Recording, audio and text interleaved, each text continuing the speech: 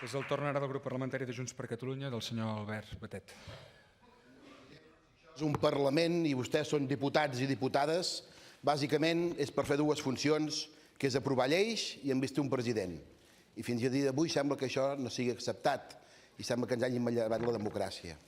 Nosaltres, el nostre grup parlamentari de Junts per Catalunya, creu molt oportú el procediment de lectura única per aprovar aquests dos articles de la llei de la presidència. Recordo que ahir se'n van modificar 5 d'articles en una llei i no hi va haver cap problema perquè hi hagués un procediment per lectura única.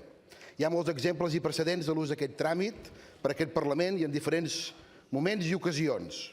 És més, el mateix Tribunal Constitucional va avalar, en contra d'un dictamen desfavorable del Consell de Garanties Estatutàries, una reforma del reglament del Parlament de Catalunya que permetia el tràmit d'urgència. Per tant, hi ha avals del Tribunal Constitucional. És més, el propi dictamen del Consell de Garanties Estatutàries que han fet per aquesta llei admet que aquest dictamen, el Consell de Garanties, aplica un criteri més restrictiu que el Tribunal Constitucional.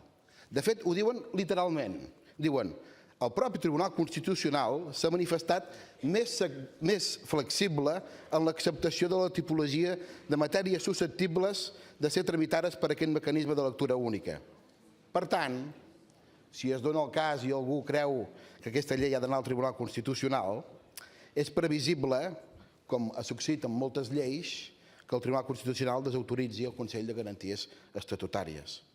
De fet, la pròpia jurisprudència del Tribunal Constitucional ha declarat que el consens polític o la importància d'una llei és un fet totalment aliè a si es pot tramitar o no per lectura única. És més, els hi posarem exemples d'una gran quantitat de lleis, de lleis que s'han tramitat per lectura única i que el Tribunal Constitucional sempre ha fet una interpretació àmplia, fins al punt que s'ha entès que no està vetada cap matèria per aquest procediment. El llistat és enorme, però només els hi posaré 3 exemples.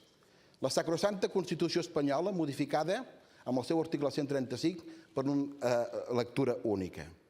O la mateixa llei que regula la reforma de la llei orgànica del mateix Tribunal Constitucional, que també va ser per lectura única. O la mateixa reforma, llei de l'any 2009, del Consell de Garanties Estatutàries, també per lectura única. Per tant, el nostre grup parlamentari entén que hi ha totes les garanties perquè aquest Parlament pugui fer de Parlament i puguem donar compliment a aquest tràmit de lectura única. Moltes gràcies. Gràcies, senyor Batet.